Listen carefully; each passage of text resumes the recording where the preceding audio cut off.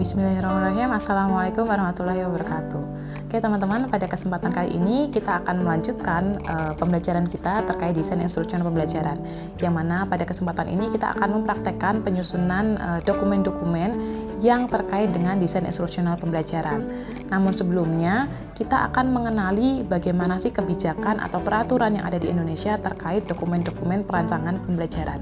Kita tahu bahwa di Indonesia kita memiliki standar nasional pendidikan, yang mana di standar nasional pendidikan itu berisi hal-hal apa saja sih yang menjadi standar atau kriteria minimal dari pelaksanaan pembelajaran atau pelaksanaan pendidikan di Indonesia, sehingga diharapkan dengan mengacunya kita pada SNP tersebut atau standar nasional pendidikan tersebut, diharapkan pelaksanaan pembelajaran bisa minimal mencapai apa yang menjadi standar, sehingga tidak ada kesenjangan pelaksanaan pembelajaran dari satu daerah ke daerah lain. Nah, dalam proses standarisasi tersebut, kita mengenal ada yang namanya istilah akreditasi. Dalam proses akreditasi, dilaksanakan penilaian terhadap suatu sekolah atau terhadap suatu lembaga pendidikan terkait kesiapan lembaga pendidikan tersebut dan terkait bagaimana selama ini proses pembelajaran dan proses-proses lainnya yang berlangsung di sebuah lembaga pendidikan. Karena itu, dalam proses pembelajaran itu juga menjadi salah satu yang dinilai dalam proses akreditasi. Kita tahu bahwa dalam proses akreditasi kita mengacu pada instrumen akreditasi satuan pendidikan atau IASP, yang mana dalam IASP yang terbaru ada 4 hal yang menjadi kunci utama dalam suksesnya pelaksanaan pembelajaran. Dalam IASP terbaru ada 4 hal yang menjadi fokus pengembangan. Yang pertama adalah mutu lulusan, yang kedua adalah proses pembelajaran, yang ketiga adalah mutu guru, yang keempat adalah manajemen sekolah. Yang mana mutu lulusan ini bisa diperoleh dari proses pembelajaran dan mutu guru yang ditunjang oleh manajemen sekolah yang baik.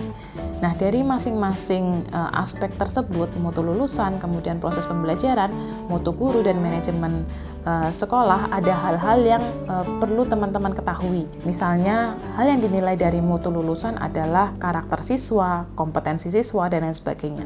Namun dalam proses pembelajaran ini kita akan fokus saja pada bagaimana proses pembelajaran itu berlangsung dan mungkin sedikit akan menyinggung terkait mutu guru, karena hal itulah yang berkaitan dengan perkuliahan kita, yaitu desain instruksional pembelajaran. Oke, kemudian kita fokus pada dokumen-dokumen yang terkait atau berkaitan dengan apa sih yang perlu dipersiapkan oleh guru untuk memenuhi kriteria minimal dalam pelaksanaan akreditasi. Dalam proses akreditasi ada beberapa dokumen yang perlu disiapkan oleh guru, yang mana dokumen-dokumen tersebut berkaitan dengan dokumen perencanaan pembelajaran, dokumen pelaksanaan pembelajaran, dokumen penilaian pembelajaran, dan juga dokumen pengembangan keprofesian berkelanjutan. Dalam dokumen perencanaan pembelajaran kita tahu ada silabus, ada RPP, ada Prota, ada Prosem. Itu menjadi dokumen yang dibuat dalam atau sebelum melaksanakan pembelajaran. Karena itulah dokumen-dokumen itu masuk dalam dokumen perencanaan pembelajaran. Kemudian dokumen pelaksanaan pembelajaran itu terdiri dari dokumen-dokumen yang misalnya jurnal pembelajaran, kemudian daftar hadir peserta didik, dan lain sebagainya. Kemudian dalam dokumen penilaian pembelajaran itu terdiri dari dokumen-dokumen misalkan daftar penilaian peserta didik, kemudian analisis capaian kompetensi, kemudian portofolio atau tugas siswa, dan juga yang terakhir dokumen yang berkaitan dengan pengembangan keprofesian berkelanjutan adalah dokumen-dokumen yang terkait dengan pelaksanaan PPG yang diikuti oleh guru atau kegiatan-kegiatan lainnya yang diikuti oleh guru yang berkaitan dengan peningkatan kompetensi seorang guru. Nah, kemudian kita kembali kepada standar nasional pendidikan, bahwa dalam standar nasional pendidikan ada 8 komponen yang dinilai atau 8 komponen yang menjadi standar. Salah satunya adalah standar kompetensi lulusan. Nah, kita tahu standar kompetensi lulusan atau SKL yang menjadi standar dalam pelaksanaan pembelajaran di Indonesia itu ada 3 domain yang dituju. Yang pertama adalah domain sikap, yang kedua adalah domain pengetahuan, yang ketiga adalah domain keterampilan. Nah, dari standar kompetensi lulusan ini kemudian diturunkan menjadi kompetensi inti. Kompetensi inti, kalau tadi standar kompetensi lulusan ada 3, maka di kompetensi inti ada 4 kompetensi inti yang dituju dari setiap proses pembelajaran yang diikuti oleh peserta didik. Yang pertama adalah kompetensi inti yang berkaitan dengan sikap spiritual, yang kedua adalah kompetensi inti yang berkaitan dengan sikap sosial, yang ketiga adalah kompetensi inti yang berkaitan dengan pengetahuan, dan yang keempat adalah kompetensi inti yang berkaitan dengan keterampilan. Sehingga masing-masing kompetensi inti ini merupakan kompetensi-kompetensi yang perlu dikuasai oleh peserta didik sehingga nantinya mereka bisa mengacu atau bisa mencapai pada standar kompetensi lulusan. Kemudian selanjutnya istilah lain yang perlu kita ketahui adalah kompetensi dasar atau KD. Nah, KD ini sendiri untuk mata pelajaran PAI itu kita bisa mengacu pada 2 peraturan perundangan. Yang pertama adalah Permendikbud nomor 37 tahun 2018 yaitu berkaitan dengan pembelajaran PAI di sekolah. Kemudian yang kedua adalah KMA nomor 183 tahun 2019 itu berkaitan dengan pembelajaran rumpun bidang PAI dan bahasa Arab di madrasah.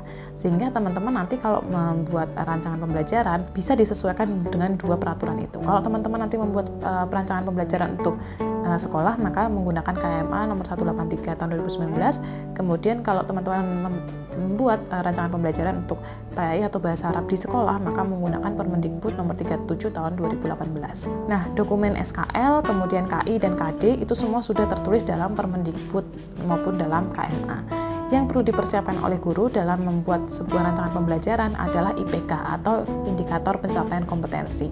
Dalam indikator pencapaian kompetensi atau IPK merupakan perilaku-perilaku yang dapat ditunjukkan oleh peserta didik yang mana perilaku itu mengukur ketercapaian kompetensi dasar atau KD.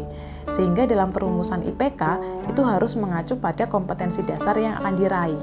Dan di sini IPK karena dibuat sendiri oleh guru masing-masing, maka dalam membuatnya kita harus mengacu kepada beberapa kriteria. Yang pertama, perumusan IPK disesuaikan dengan KD-nya.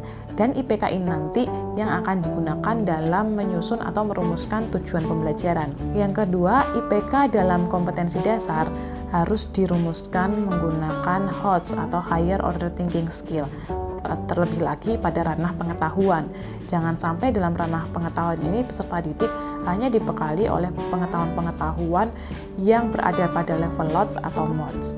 Kemudian dalam pengembangan IPK, paling tidak 1 kompetensi dasar itu diturunkan atau dijabarkan menjadi 2 IPK, sehingga nanti pengalaman pembelajaran yang dialami atau yang dimiliki oleh peserta didik menjadi lebih beragam. Kemudian ada kriteria indikator penyusunan indikator pencapaian kompetensi yang kita singkat dengan SMART, yaitu Specific, Measurable, Achievable, Reality, dan Time. Nah, masing-masing nanti teman-teman bisa mencarinya lebih lanjut atau mempelajarinya lebih lanjut bagaimana sih kriteria penyusunan indikator dengan SMART ini. Nah, kalau tadi sempat ada istilah HOT, kalau teman-teman masih bingung apa itu HOTS gitu ya. Nah, di sini teman-teman bisa melihat tabel pada ranah pengembangan ranah kognitif. Pengembangan dalam ranah kognitif itu dibagi menjadi 6 level. Yang mana masing-masing level itu punya karakteristik masing-masing. Yang masuk pada level HOTS adalah 3 level pengetahuan paling atas, yaitu C4, C5, dan C6. Itu masuk level HOTS. Kalau C3 masih masuk level MOTS atau Middle Order Thinking Skill. Kalau yang 1 dan 2 itu masuknya LOTS atau Lower Order Thinking Skill. Dalam merancang sebuah pembelajaran kita harus mengacu pada HOTS. Karena ketika kita sudah merancang proses pembelajaran agar menuju pengembangan High Order Thinking Skill seorang peserta didik, maka level-level yang di bawahnya, level 1, 2, dan 3 seharusnya juga sudah dikuasai dengan adanya mereka menguasai level pengetahuan yang lebih tinggi. Kemudian dalam level afektif dan psikomotor juga ada level-levelnya. Level-level ini bisa kita gunakan untuk merumuskan kata kerja operasional yang digunakan dalam perumusan atau yang digunakan dalam proses menyusun IPK dan juga dalam proses menyusun tujuan dari pembelajaran. Oleh karena itu, hal-hal inilah yang perlu kita kuasai di awal sebelum kita merancang sebuah silabus RPP maupun dokumen-dokumen pembelajaran yang lainnya. Karena dengan mengkonsep atau dengan kita merancang pembelajaran yang hati-hati, yang teliti, maka diharapkan proses pembelajaran yang akan kita lakukan nantinya dapat mencapai tujuan pembelajaran, yang mana tujuan pembelajaran itu nanti minimal bisa sesuai dengan standar nasional pendidikan. Mungkin itu materi yang kita pelajari di pertemuan kedua ini. Nanti kita akan lanjutkan materi selanjutnya untuk praktek penyusunan silabus dan rancangan pelaksanaan pembelajaran atau RPP pada pertemuan selanjutnya. Terima kasih. Wassalamualaikum warahmatullahi wabarakatuh.